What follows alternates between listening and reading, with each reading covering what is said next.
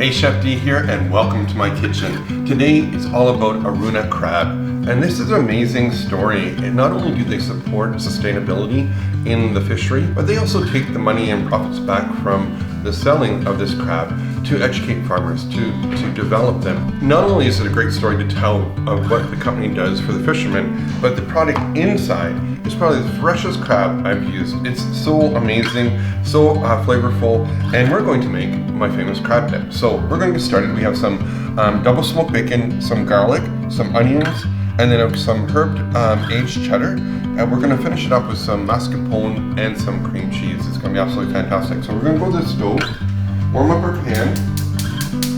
Just let our pan warm up so that when you're actually going to saute the bacon and onions, reduce them, get out and get that great caramelization. Add the bacon in first. And this is about 3/4 cup of diced bacon.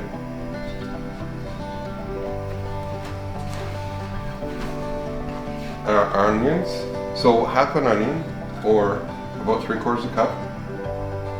Nice and diced. Take our garlic.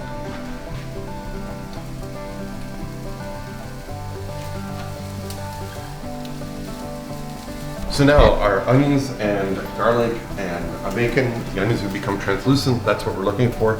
Because the crab is already pasteurized and cooked, we're going to add it now so it doesn't overcook. We're going to add a whole container.